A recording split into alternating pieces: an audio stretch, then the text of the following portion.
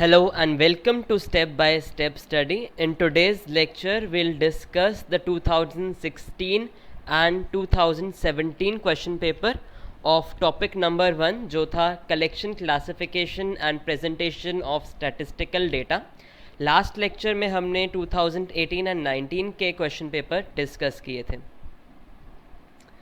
So will first start with 2017 question paper. अगर अभी तक आपने चैनल को सब्सक्राइब नहीं करा है then do subscribe to the channel.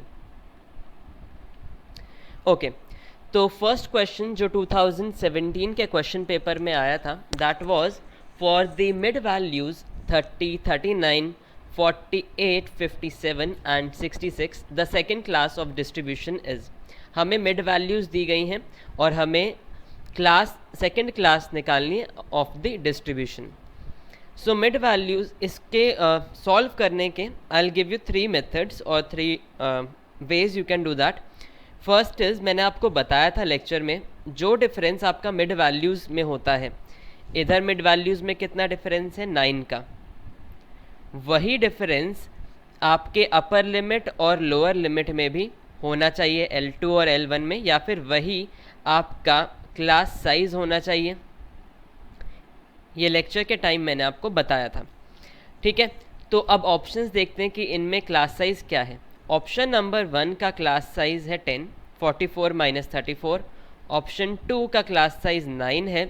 Option 3 का क्लास साइज 11 है और ऑप्शन 4 का क्लास साइज अगेन 11 है. तो अगर हम इस मेथड से जाएं so option number 2 will be the correct option. ये था मेथड 1.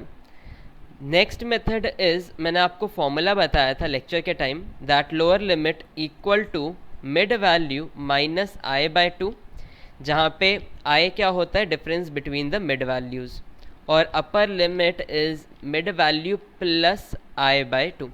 हमें मिड वैल्यू क्या दी हुई है, सेकेंड क्लास निकालनी है, तो हम सेकेंड मिड वैल्यू कंसिडर करेंगे. सो 39 माइनस आई कितना है, यहाँ पे डिफरेंस कितना है 9 बाय 2. तो 39 माइनस 4.5 विच गिव्स अस 34.5. और सिमिलरली अपर लिमिट क्या आ जाएगी 39 प्लस 4.5 विच गिव्स अस 43.5. ये मेथड 2 था. अगर आपको ये दोनों मेथड्स ना याद आए एग्ज़ाम में then all of you can do is, mid value का फॉर्मूला पता है L1 प्लस L2 बाय 2. तो हर एक क्लास की मिड वैल्यू आप ऐसे फाइंड आउट करो and then you can match with the options. इस क्वेश्चन में आप m equals to L1 plus L2 by 2 वाला मेथड नहीं यूज़ कर सकते थे बिकॉज ऑप्शन नंबर 1 में भी 78 बाय 2 आएगा, that will give you 39. Option 2 में भी सेम आएगा, सो एक्सेप्ट ऑप्शन 4. ठीक है, so you could not apply this m equals to L1 plus L2 by 2 वाला मेथड. ईजी है, अदरवाइज आप डिफरेंस फाइंड आउट करो मिड वैल्यूज़ का, वही आपका क्लास साइज होना चाहिए या क्लास विड्थ होनी चाहिए, नहीं तो आप ये वाला फॉर्मूला भी अप्लाई कर सकते हैं. Coming to the next question. Question number 2 says the following frequency distribution is of which type? Less than cumulative frequency, more than cumulative frequency, discrete frequency distribution या individual series. हम इसको और कैसे लिख सकते हैं, 0 to 5 की फ्रीक्वेंसी है 4, 0 to 10 फ्रीक्वेंसी है 7, तो हम इसको क्या लिख सकते हैं लेस दैन 5, यहाँ पे लिखते हैं. एंड देन सेकेंड को हम क्या लिख सकते हैं लेस दैन 10, थर्ड को हम लिख सकते हैं less then 15 and so on. ठीक है, लेस दैन 20 और लेस दैन 25, और उनकी फ्रीक्वेंसी करस्पॉन्डिंग दी हुई है 4, 7, 11. और ये क्या फ्रीक्वेंसीज़ हैं, ये आपकी क्यूमुलेटिव फ्रीक्वेंसी है. तो ये फ्रीक्वेंसी डिस्ट्रीब्यूशन किस टाइप की हो गई, less than cumulative frequency. Less than हमने कन्वर्ट किया और ये फ्रीक्वेंसीज़ कौन सी हैं, क्यूमुलेटिव फ्रीक्वेंसी. क्वेश्चन इधर से आ सकता था मोर दैन क्यूमुलेटिव फ्रीक्वेंसी के बेसिस पर भी.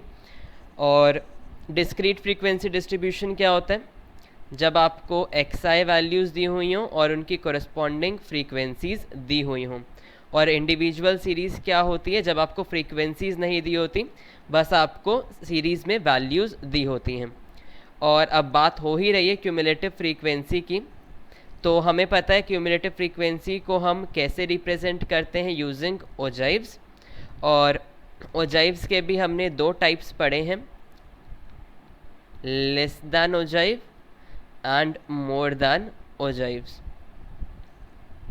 लेस दैन ओजाइव आपका अपवर्ड स्लोपिंग कर्व होता है और मोर दैन ओजाइव आपका डाउनवर्ड स्लोपिंग कर्व होता है। तो इस टाइप से आप साथ साथ क्वेश्चन को और कॉन्सेप्ट्स को रिवाइज करते रहिए ताकि आपको प्रॉब्लम ना हो लास्ट में रिवीजन में। Okay, for how many days were the numbers of road accident patients treated less than 4। हमें एक टेबल दी गई है, नंबर ऑफ पेशेंट्स दिए हैं एंड डेज दिए हैं। हमें फाइंड आउट करना है how many days were the number of road accident patients treated less than 4। Number of patients less than 4, तो लेस दैन 4 क्या होगा, 0, 1, 2 and 3 patients. So we'll just add them, 11 plus 16 plus 21 plus 23, जिससे आपको value मिलेगी 71 की। ये statistics का as such कोई क्वेश्चन नहीं था, आपको बेसिक मैथ्स इसमें अप्लाई करनी थी। तो करेक्ट ऑप्शन क्या हो जाएगा, 71। So on 71 days the number of road accident patients treated were less than 4। Question number 4 now. In a pie chart depicting total expense of a company for the year 2016, raw material had a central angle of 45 degree. If total expenses were 504 lakh, then what were the company's expenses on raw materials? Okay, तो central angle क्या होता है, पहली बात तो ये आती है, मैंने आपको बताया था सेंट्रल एंगल जो कंसर्न्ड आपका सेक्टर सेंटर पर एंगल बनाएगा उसको हम सेंट्रल एंगल कहते हैं, या फिर और भी बेसिक टर्म्स में कहूँ जो कंसर्न्ड पोर्शन का एंगल होता है वो आपका सेंट्रल एंगल होता है। हमें क्वेश्चन में कितना दिया है, 45 डिग्री। हमें पूछा है रॉ मटेरियल का सेंट्रल एंगल था 45 डिग्री, टोटल एक्सपेंसेस थे 504 lakh. What were the companies expense on raw material? Total expenses थे 504 लाख, ठीक है। और हमें पता है ये टोटल एरिया हमें टोटल एक्सपेंस बता रहा है। टोटल एरिया का एंगल कितना है, 360 डिग्री। 360 डिग्री की वैल्यू क्या है, 504 लाख रुपीज़।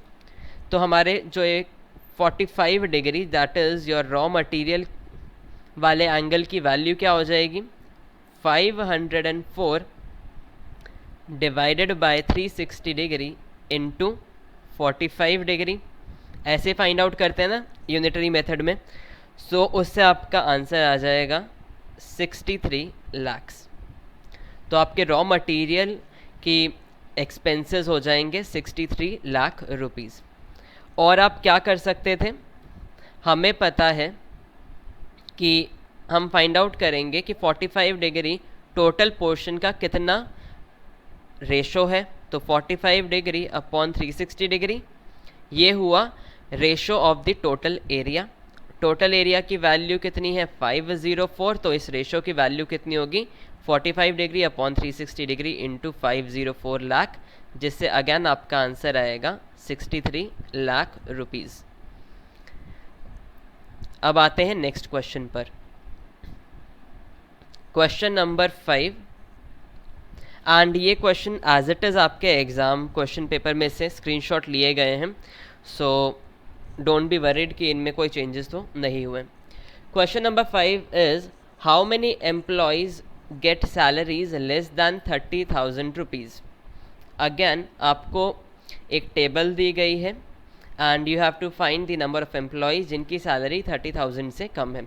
30,000 से कम मतलब जिनकी सैलरी 0 to 10,000 है, 10,000 1 to 20,000 है और 20,000 1 to 30,000 रुपीज़ है। तो आप इन सब को ऐड कर लोगे, 235 प्लस 105 प्लस 50, जिससे आपका आंसर आ जाएगा 390 एम्प्लॉयज़ की सैलरी आपकी लेस दैन 30,000 है। बट आप ऑप्शंस में देखेंगे तो ये ऑप्शंस में ना रेशो के टर्म्स में या परसेंटेज के टर्म्स में आपको ऑप्शंस दिए गए हैं।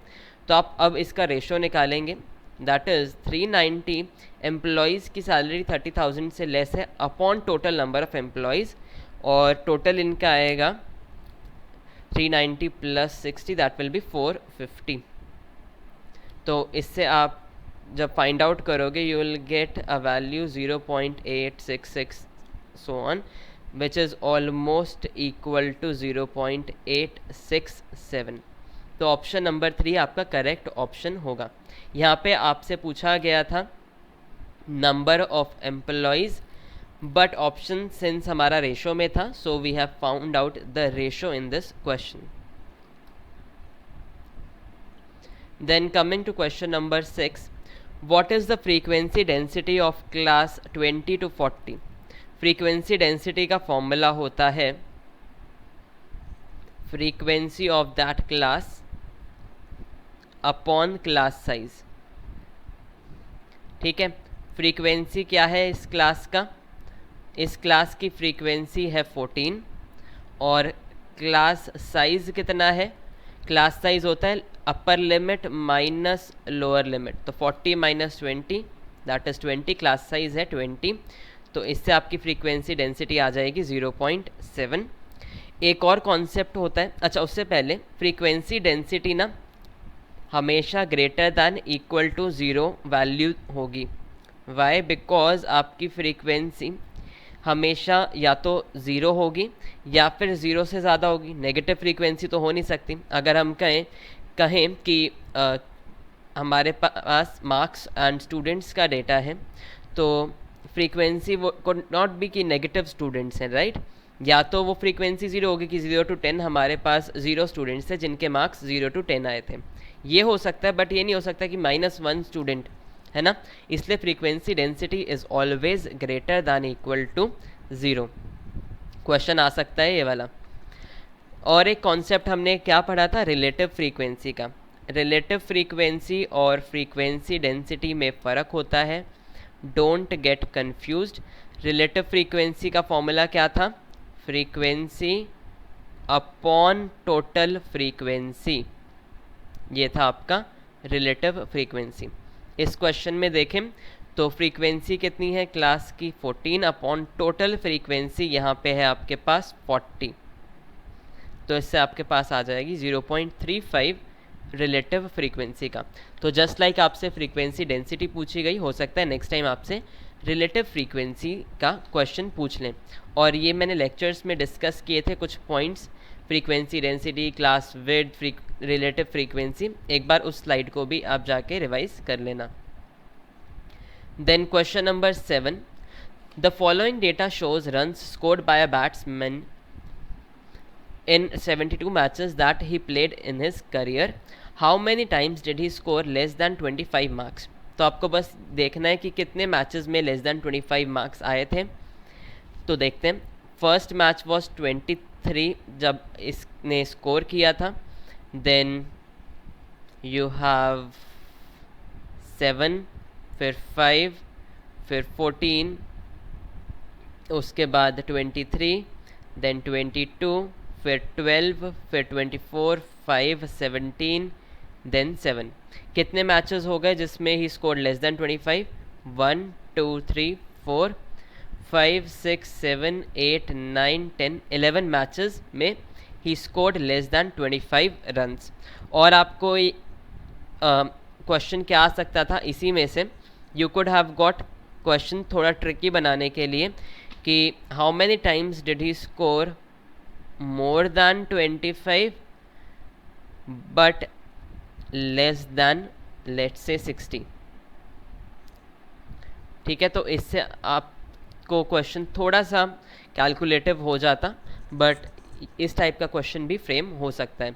नहीं तो आप टैली मार्क्स भी यूज़ कर सकते थे कि how many times did he score less than 25, तो पहले 23 वैल्यू आई, आपने एक टैली बनाया, फिर 7 पे सेकेंड, फिर 5 पे थर्ड, 14 पे फोर्थ, देन 23 पे आपने फिफ्थ टैली बनाया, देन 22, फिर 12, फिर 24, 25, फिर 24, फिर 5, फिर 17 एंड देन 7 के लिए। तो टैली की वैल्यू क्या हो जाएगी यहाँ से? 11। ये वाला याद है ना, इसकी वैल्यू 5 होती थी। ये आपने जब क्लास 8th या क्लास 7th में पढ़ा होगा टैली मार्क्स, तब आपने ये कॉन्सेप्ट किया भी हुआ है। सो 2017 के क्वेश्चन पेपर में बस इतने ही क्वेश्चंस आए थे, and 2017 question paper was by far the easiest question paper. ऐसे क्वेश्चन पेपर के आने के चांसेस कम रहेंगे। अगर क्वेश्चन पेपर ऐसा आता है तो ऑब्वियसली कट ऑफ ज़्यादा हो जाएगी। Now coming to 2016 question paper, question number 401, for determination of mode and median graphically one considers. अभी तक हमने सेंट्रल टेंडेंसीज नहीं करी हैं जहाँ पे हम मोड और मीडियन करते। तो मोड क्या होता है? Mode is the value which occurs most frequently in the series. ठीक है, अगर हमारे पास कोई सीरीज़ है और हमें मोड फाइंड आउट करना है, सीरीज़ जैसे अगर हमारे पास है 1 1 2 3 4 4 4 देन 5, इसमें कौन सी वैल्यू हाईएस्ट टाइम आ रही है या फिर कौन सी वैल्यू फ्रीक्वेंटली अकर कर रही है 4 की, तो इस सीरीज़ का, इस इंडिविजुअल सीरीज़ का मोड हो जाएगा 4। तो ये बेसिक सी बात होती है मोड क्या होता है। ठीक है, और मोड हम फाइंड आउट कैसे करते हैं? The highest peak of the histogram gives us the location of the model value, so the mode is the data value that occurs the most often in any data set. और इसी तरह आपका median होता है। Median क्या होता है? Median होता है middle value of the series, जब हम सीरीज़ को असेंडिंग या डिसेंडिंग ऑर्डर में अरेंज करते हैं। This is your basic layman terms की मोड और मीडियन क्या होता है। मोड फाइंड आउट करने के लिए आप यूज़ करते हैं हिस्टोग्राम, और मीडियन फाइंड आउट करने के लिए आप ओजाइव्स का यूज़ करते हैं। मीडियन के लिए ओजाइव या फिर पार्टीशन वैल्यूज़, परसेंटाइल, डिसाइल, ये सब के लिए आप ओजाइव्स यूज़ करते हैं, और ये मैंने लेक्चर में आपको स्पेशल नोट में भी लिखवाया था। ठीक है, तो एक बार थोड़ा डिटेल देख लेते हैं इसकी। बाकी डिटेल्स तो जब हम सेंट्रल टेंडेंसी पढ़ेंगे तभी हम देखेंगे। तो हम मीडियन को ग्राफिकली कैसे फाइंड आउट करते हैं? फर्स्ट ऑफ ऑल, आप मीडियन फाइंड आउट करने के लिए अपने डेटा को लेस देन या मोर देन ओजाइव्स के टर्म में प्रेजेंट करोगे, और उसके बाद आप पहले फिगर 1 देखो, ये है मेथड 1 मीडियन फाइंड आउट करने का। हमने इसको कैसे अरेंज किया है? We have arranged this data in the form of an ogive, और ये कौन सा ओजाइव है? This is your more than ogive, है ना, डाउनवर्ड स्लोपिंग है। तो इसमें हम क्या करते हैं? हम n/2 फाइंड आउट करते हैं। n होती है टोटल नंबर ऑफ ऑब्जर्वेशन।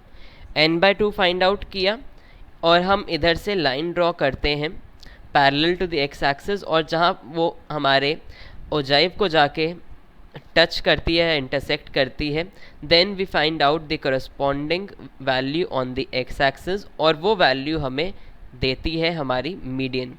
ठीक है, तो ओजाइव बनाया, n/2 फाइंड आउट किया वाई एक्सिस पे क्यूमुलेटिव फ्रीक्वेंसी से, वो n/2 वाला लाइन हम ड्रॉ करते हैं parallel to the X axis, जहाँ पे वो टच करेगी आपके ओजाइव को। उधर से हम एक परपेंडिकुलर ड्रॉ करेंगे जिससे हमें मीडियन वैल्यू फाइंड आउट कर सकते हैं ऑन द एक्स एक्सिस। ये होता है मेथड 1। ऑब्वियसली आपको एग्जाम में ये नहीं आएगा कि कर्व दे दिया और उधर से आप मीडियन वैल्यू फाइंड आउट करो, नो। आपसे बस ये पूछ सकते हैं कि मीडियन वैल्यू आप कैसे फाइंड आउट करते हैं, यूजिंग विच कर्व। ओके, दूसरा मेथड होता है कि आप दोनों ही less than and more than ogives draw करो, जहाँ पे वो इंटरसेक्ट करेंगे। वो आपकी उधर से आप एक परपेंडिकुलर ड्रॉ करोगे एक्स एक्सिस पे, और वो एक्स एक्सिस वाली वैल्यू आपका मीडियन वैल्यू होगी। यहाँ पे मीडियन वैल्यू क्या आएगी? 47। ठीक है, तो दो मेथड्स होते हैं मीडियन फाइंड आउट करने के लिए यूजिंग योर ओजाइव्स। तो हमने मीडियन किस चीज़ से फाइंड आउट किया? Using your ogives. Median find out कर लिया। अब मोड कैसे फाइंड आउट करते हैं? मोड हम फाइंड आउट करते हैं हिस्टोग्राम से। पहले हम हमारे डेटा को हिस्टोग्राम में अरेंज करेंगे या प्रेजेंट करेंगे, फिर हम हाईएस्ट रेक्टेंगल देखेंगे कौन सा है हिस्टोग्राम का। इसमें 30 to 40 क्लास इंटरवल वाला रेक्टेंगल हाईएस्ट है, तो 30 to 40 हो गई हमारी मॉडल क्लास। वो क्लास जिसमें आपकी मोड वैल्यू लाई करती है उसे हम कहते हैं मॉडल क्लास। ठीक है, अब मॉडल क्लास तो हमने फाइंड आउट कर ली। अब मोड वैल्यू कैसे फाइंड आउट करेंगे? ये जो आपकी प्रीसीडिंग क्लास थी उसकी जो अपर लिमिट थी 30, इधर से आप एक लाइन ड्रॉ करोगे ऑन दिस साइड, एंड जो आपकी सक्सीडिंग क्लास है उसकी लोअर लिमिट से आप लाइन ड्रॉ करोगे ऐसे रेक्टेंगल में, जहाँ पे ये दोनों लाइन्स इंटरसेक्ट करेंगी, उससे आपको मिलती है मॉडल वैल्यू। ठीक है, तो मोड हमने किस चीज़ से कैलकुलेट किया ग्राफिकली? Using your histogram. ठीक है, तो ऑप्शन हमने कौन सा देखा था? मीडियन के लिए ओजाइव्स और मोड के लिए histogram.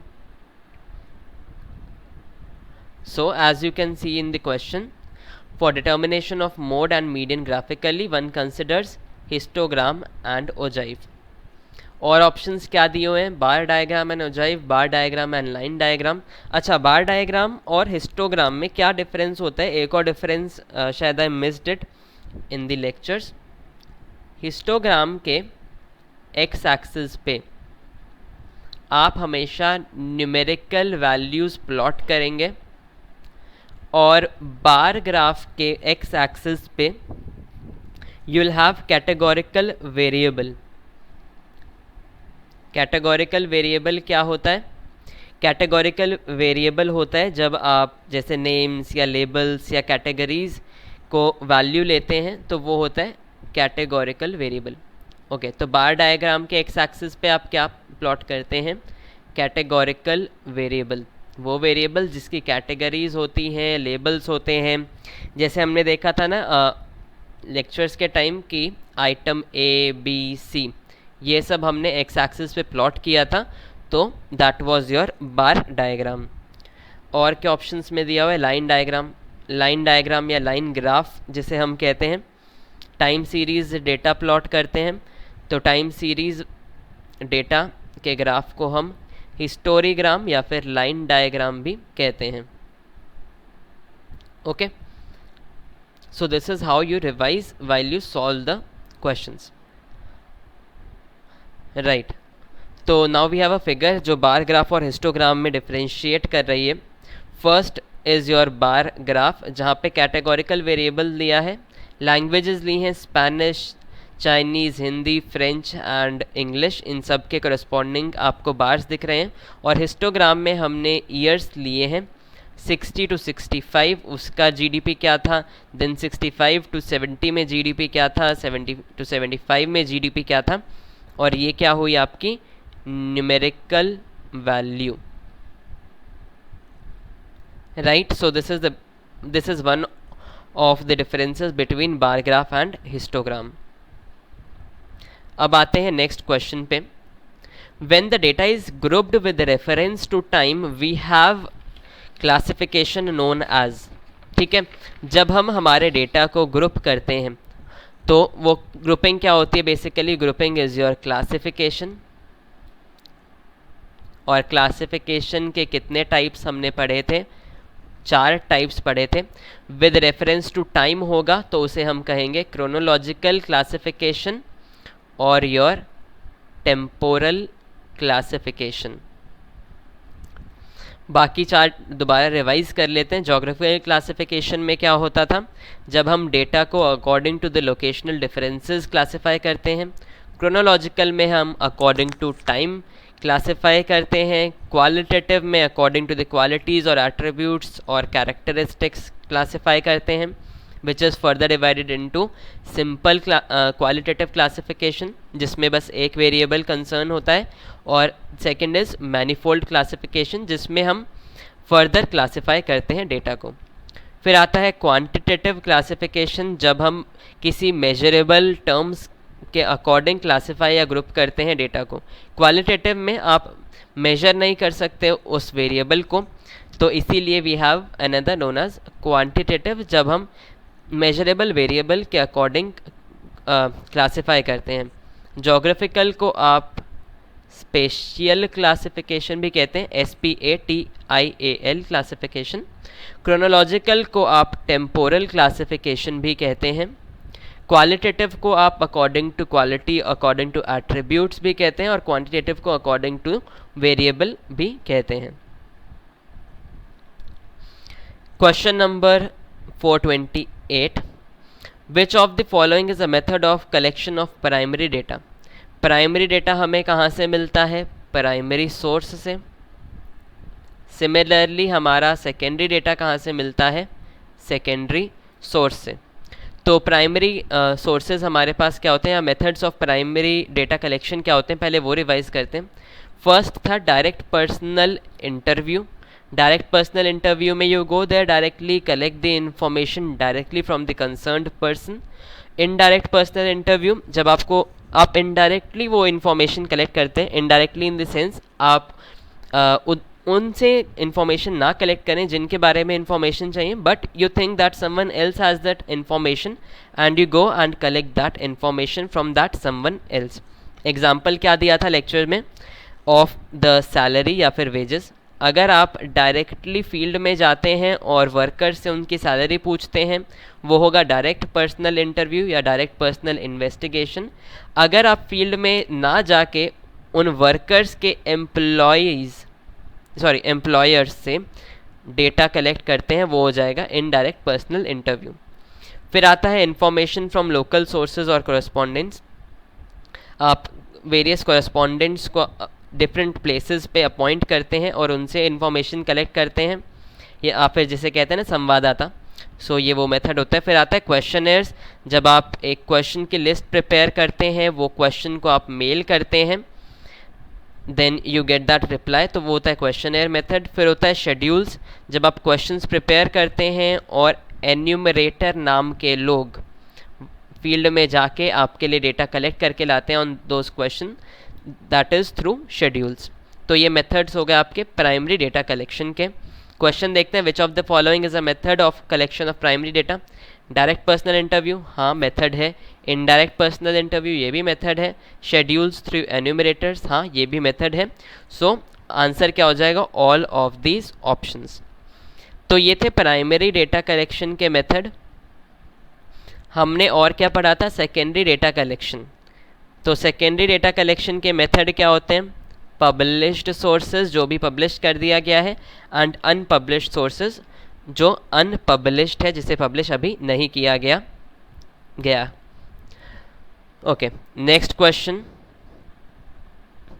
If a data set contains n paired values on 2 variables. अच्छा, इसमें dendrogram, point diagram, scatter diagram, ये सब ऑप्शन है।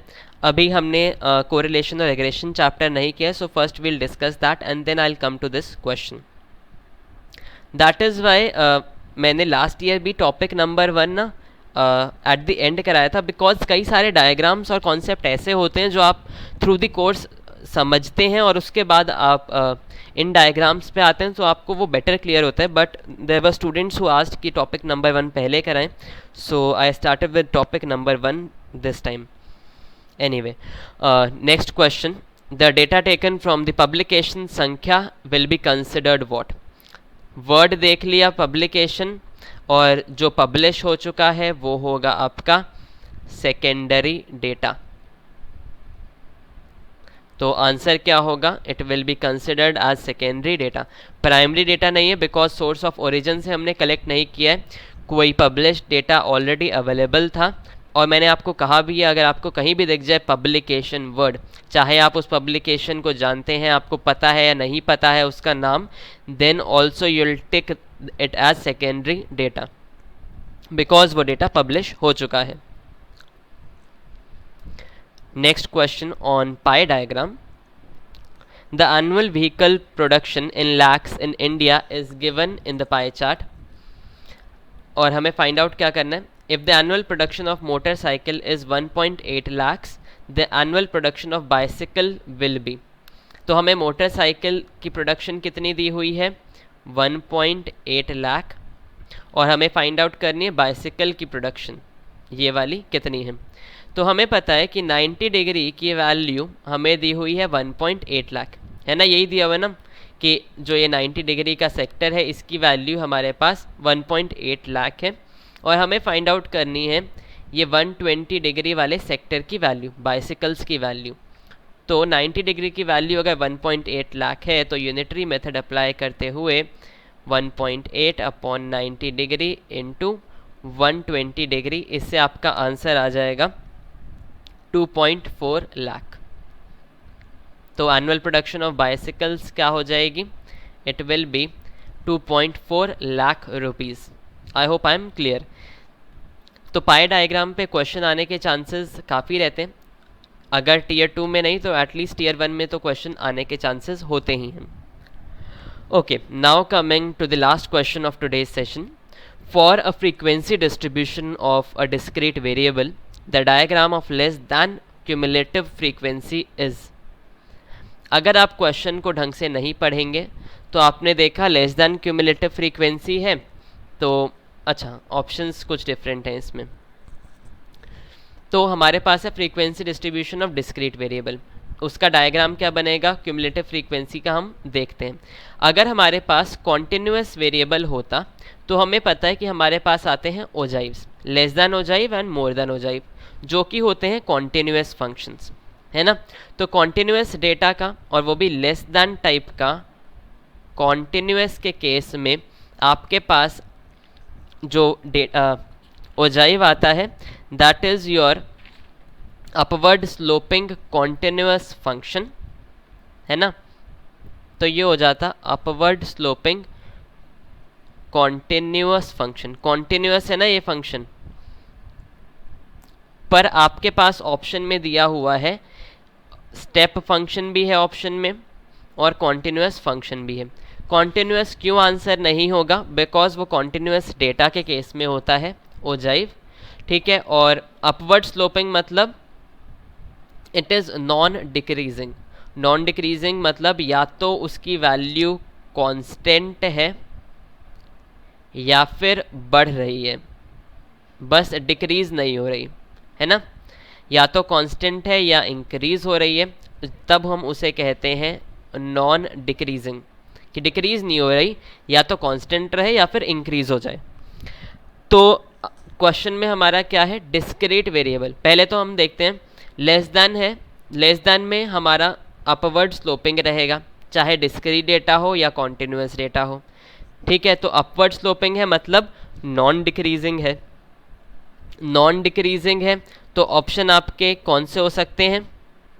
ऑप्शन आपका नंबर 2 हो सकता है या फिर ऑप्शन 4 हो सकता है। 4 क्यों नहीं होगा? 4 नहीं होगा बिकॉज ये कॉन्टिन्यूस डेटा के केस में आपको मिलता है कॉन्टिन्यूस फंक्शन। तो बचा कौन सा option? Option number 2 non decreasing step function.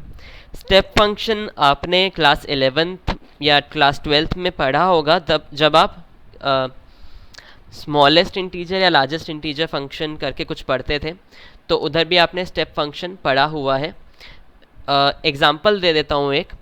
आपको मार्क्स गिवन है स्टूडेंट्स के 2, 4, 6, 8 और 10। डेटा क्या है? डिस्क्रीट, और उसकी कॉरेस्पॉन्डिंग फ्रीक्वेंसीज गिवन है, ठीक है। 2 स्टूडेंट्स के 2 मार्क्स आए, 5 स्टूडेंट्स के 4 मार्क्स आए, 7 students scored 6, 9 scored 8 and 3 students scored 10 on 10। Cumulative frequency कैसे निकालोगे? 2, देन 2 + 5 7, देन 7 + 7 14, ऐसे ऐड करते जाओगे ना फ्रीक्वेंसीज को, तो आपके पास अब आ गया डिस्क्रीट डेटा और उसकी क्यूमुलेटिव फ्रीक्वेंसी। इसको ग्राफ पे प्लॉट अगर हम करेंगे तो वो कुछ इस टाइप का आएगा step function, if I am not wrong. Y axis पे क्यूमुलेटिव फ्रीक्वेंसी, एक्स एक्सिस पे आपके आएंगे मार्क्स। मार्क्स क्या है? 2, 4, 6, 8, 10, और क्यूमुलेटिव फ्रीक्वेंसीज का अगर हम स्केल लें 5, 10, 15, 20 एंड सो ऑन। तो लेस दैन 2 कितने स्टूडेंट्स के आएंगे? 2 स्टूडेंट्स के, तो कुछ इस टाइप का आएगा। फिर लेस दैन 4 कितने स्टूडेंट्स हैं? 7, तो कुछ इस टाइप का आएगा, है ना। लेस देन 6 कितने स्टूडेंट्स के हैं? 14, तो यहाँ पे 14 आया, और लेस देन, तो इस टाइप का कुछ स्टेप फंक्शन आपको मिलेगा. Although I refer to many books and सब जगह डिस्क्रीट केस के लिए भी उन्होंने एक continuous data continuous figure plot करी है. So what you can do is going with the question and answer key of SSC. अगर आपके पास इस टाइप का क्वेश्चन आता है, so you will take non decreasing step function, because उन्होंने क्लियरली स्पेसिफाई किया हुआ है यहाँ पे डिस्क्रीट वेरिएबल. ठीक है, तो डिस्क्रीट वेरिएबल में आपको एक स्टेप फंक्शन मिलता है, और लेस देन है तो आपको पता है कि वो इंक्रीज हो रहा होगा या फिर कांस्टेंट होगा, इसलिए नॉन डिक्रीजिंग स्टेप फंक्शन आपका आंसर रहेगा. अगर मोर देन क्यूमुलेटिव फ्रीक्वेंसी पूछते हैं इसी डिस्क्रीट वेरिएबल की, तो वो हो जाता non increasing step function. Non increasing में क्या होता है? या तो वैल्यू कांस्टेंट है या फिर डिक्रीज हो रही है, बस वो इंक्रीज नहीं हो रही. ठीक है, तब उसे कहते हैं non increasing. And why have I differentiated this discrete variable and continuous variable? Because in one of the years you had an option for continuous data, कि continuous data की अगर हम frequency distribution को ग्राफ करना चाहें तो that will be done through what? तो उधर ऑप्शन था ओजाइव्स का. I hope I am clear with this fact. अगर आपको कुछ इससे रिलेटेड इन्फॉर्मेशन मिलती है, so do let me know. And there is one more question जिसको मैं क्लैरिफाई करना चाहता हूँ. हमने लास्ट लेक्चर में 2018 के पेपर में 2018 का क्वेश्चन पेपर था, उधर एक क्वेश्चन था, क्वेश्चन नंबर 85, दैट आस्क्ड कि number of classes depends on. ठीक है, और उधर नंबर ऑफ ऑब्जर्वेशंस का भी ऑप्शन था, एंड आई सेड कि नंबर ऑफ ऑब्जर्वेशन करेक्ट होगा, बट आपका आंसर की में क्या आया हुआ था? Number of classes depends upon the size of class. पता ही ये कहाँ से इन्होंने आंसर दिया था specifically size of class? Class 11th की एनसीईआरटी बुक है, आई रेफर्ड टू इट.